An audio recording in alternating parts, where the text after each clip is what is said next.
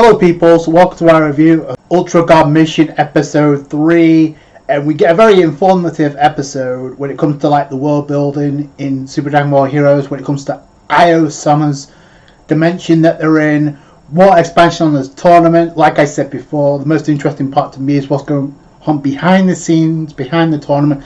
That's the focal point of this arc, but we do continue on with the tournament. The next phase, now that Trunks and the Hooded Saiyans fight got interrupted by Io Summer.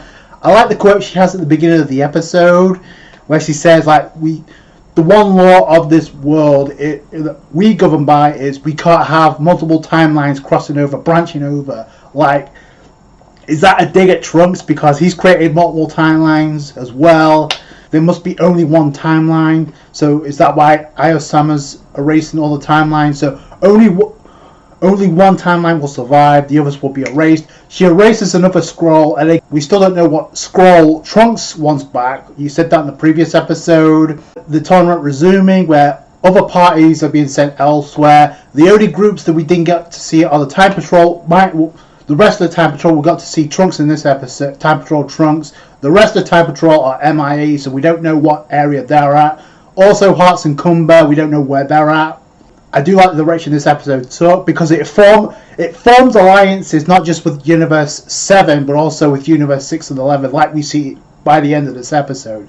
So I find it very interesting. The first group we focus on is Universe 7's version of Piccolo and Gohan. That's not a coincidence. I don't really care all that much about the reason behind it, but I do find it funny with superhero I guess being leaked out, and the official, I haven't watched that. I have no intention of watching the leaked version. I want to watch this officially when it comes out. I've avoided the 2200 trailers that have dropped. I've already seen 2. That's enough for me.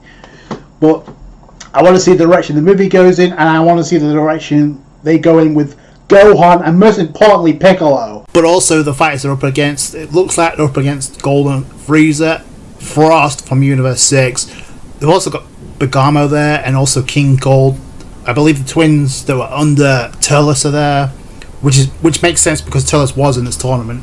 So that could be pretty cool for Gohan. But also the fact that fighting on the variation of the planet Namek with the gears in the background. So I find it interesting that one, and I actually glad this episode clarified this, and I actually did go back and watch the very first episode of this arc. I didn't notice this when I was watching. I didn't notice this after I reviewed it. But after going back and watching the episode, you can clearly see one of those hooded characters is in fact Piccolo. If you look very closely, you can see one of them is the Hooded Saiyans that we've seen before. And standing next to him on the left, you can clearly see that's Piccolo. It reveals it's none other than Piccolo. Now, I'm really curious about this character. This is one of the 3 characters I'm real curious about. He doesn't have his old demon crest like I thought he would, but he does have the symbol of Ios, I guess, the time symbol on his gi, so that's pretty cool. I want to see what this Piccolo can do. Alternate version of Piccolo. Is he a Super Namekian? Is he stronger than the current Piccolo? That could lead into some interesting interactions between both Piccolos and Gohan. Although I think this could be setting Gohan for something miraculous, because if Piccolo faces Piccolo, then that leaves Gohan to face Frieza, Golden Frieza, King Gold, and Bergamo. So that could be pretty cool for Gohan's character. They did try this in the previous arc when they had Gohan take on the humanoid version of Dr. Wheelo. We next cut to Vegeta's group with Hit, Yamcha, and Basil. So it's the Trio D Dangers are actually split up here, so it looks like that's the case. I also think there's another warrior from Universe 10 that's there. And Yamcha's complaining all over the place. I'm in a group with this. I'm like, dude, you're in a group with Hit and Vegeta. I think you got it pretty good. It's like, oh, I can't take this guy. He irritates me to no end. So Yamcha's there for comedic purposes. Although, if it wasn't for Yamcha, Team Universe 7 would not have advanced in the next round as well. We get another mysterious hooded fighter. Female this time. We don't get a name, but we do get her appearance revealed. And this fight pretty much gives us the layout of this, the way this dimension is laid out with the next phase of this tournament. With you get 4 different areas that are highlighted that we know of, and in the center of that is this is where Ios is watching this tournament take place. So that's where they're at. I'm wondering if that's where the rest of the Time Patrol are at, We only got to see Trunks, we didn't get to see anyone else from the Time Patrol. They disappeared too, alongside Hearts and Cumber. We didn't get to see them either. So that's interesting to see where they're at right now. Either way, we don't get a name for this fighter, but we do get her appearance, and the moment we saw her, we do get to see her abilities in action, and for what we can see, she can summon like glass warriors, and the moment I saw that, it kind of reminds me of Lagos, who was under Hearts, which makes sense considering he's in this tournament too. So I'm wondering if he would know anything about this fighter. She also wears a similar outfit to Lagos, so I'm pretty sure there has to be a connection. So I'm really curious to see what this fighter can do, especially since she's probably going to go up against Hit and Vegeta. Vegeta just in base just annihilates one of them, says I'm going to go for it. He goes into Super Saiyan Blue and charges for this fighter. We don't get a name for her yet, but I'm kind of curious to see what she can do. She looks very confident considering that not only is Vegeta attacking her, but also Hit, which I like, is also following suit. Hit's not just standing by letting Vegeta take all the glory. No. Hit wants him to. Good. Could be lead to some pretty good interaction between the two with Hit and Vegeta. Maybe teaming up. Because I definitely think there's more to this fight than meets the eye. She's too confident. So I can't wait to see what she can do. And it cuts to, like, I guess the vocal point of the episode with Trunks versus surprise future Gohan. Again, it wasn't really that hard of a case to crack in the first place, but I'm glad it got revealed in this episode instead of dragging this out for another 2 episodes. 2 things I appreciate about this whole sequence is, one, Trunks he didn't start crying and say, no, I can't do this, I can't fight you, my sensei, my mentor. No, he just got to business, realization kicked in. And the other thing I appreciate is the reasoning behind Gohan, why he's aligned with Ayo-sama. Number one, she gave him power, but the reason behind that, because Gohan felt so guilty because in his alternate timeline got changed. He was the only one to survive, while Bulma and Kid Trunks were destroyed by the androids. It wasn't Ayo-sama, the androids, although I'm pretty sure Ayos had something to do with like tampering with that timeline to manipulate Gohan, perhaps, or maybe it was somebody else that did that. Maybe the Demon Realm. They're known for it too. It helps us understand why Gohan chose this path and why he's as strong as he is. It actually makes sense in that regard because he received the power of the Dark Dragon Balls, not the normal Dragon Balls, the Dark Star Dragon Balls. So I'm glad that got clarified. We can also see a difference in his aura, in his ki. When he goes Super Saiyan, you see the red outlines. That's pretty cool. We also see it with another character who appears by the end of the episode.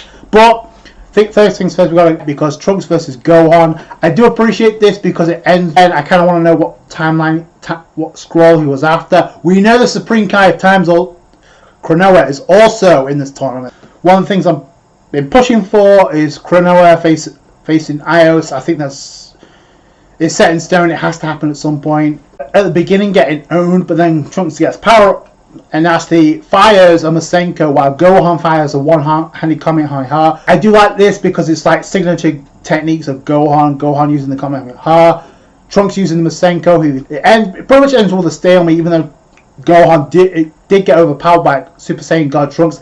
I feel like that is kind of like justified considering if future Gohan is like stronger than Super Saiyan God Trunks, then we've got a problem. So I'm glad it wasn't overkill. Like, Gohan isn't down for the count. In fact, he's only been reduced to base, and the fight isn't been concluded. Trunks is also in base, so he's maxed out too. So I'm wondering if this is going to be a resolution, because he does say, like, I know that pain well. Lead to some good characterization. I feel like they're hyping up Trunks for a reason, though. It's not just for him fighting Gohan. There has to be a reason to it. So I'm going to put my money on this. Do you think it's possible we'll see Trunks very soon jump to Super Saiyan Blue? Yes or no in the comments, because I personally think it's a possibility considering what we saw by the end of this episode. So let's get into the end of this episode. We go over to where Goku and Jiren are at, and we see another Saiyan in kind of silhouetted, but if you look very closely, it's kind of like the same thing with the future Gohan. You really have to put the pieces together. It's not really that hard of a case to crack. But he's in Super Saiyan 3. Goku's like, oh, that's incredible ki. Goku powers up to Ultra Instinct Sign, not Mastered Ultra, not Silverhead Ultra Instinct. We can't call it Mastered Ultra Instinct anymore thanks to the manga. But he's in Ultra Instinct Omen. So that's pretty cool. He's teaming up with Jiren, which could be very, very cool. I like that team up a lot. As well as as well as Jiren teaming up against their opponent. We still don't know about her. But I'm pretty confident in saying that Saiyan looks... It can only be Bardock, and the reason I say that, if you look very closely at his forehead, you can clearly see a bandana. What other Saiyan do we know that looks like Goku, that sounds like Goku, that in this series, they can go Super Saiyan 3? I think Bardock's going to be revealed.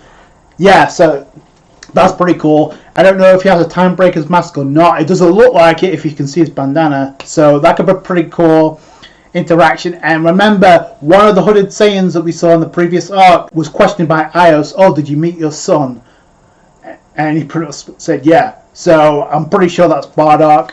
But all in all, it was a decent episode, a very straightforward, very informative episode. It gets the plot moving along. Like I said, to me, the most interesting parts are the alternate version of Piccolo. I want to see how strong he is. Also the Universe 7 version of Piccolo, get some spotlights. So that could be pretty cool.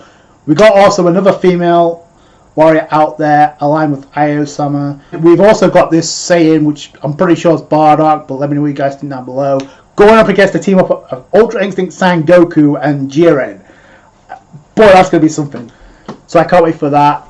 Also, one last bit. I'm pretty sure the pronunciation of Ios has changed, because before it's A-I-O-S. In this, it's like A-E-O-S. So I don't know if that's a translation error on the part of the translators, or if something's changed. But either way, it's still the same meaning, Io-sama. That's going to do it for today, guys. Thanks so much for watching. Let me know what you guys think down below. Subscribe to more Super Dragon Ball Heroes. Catch you guys later. Thanks, guys. Bye.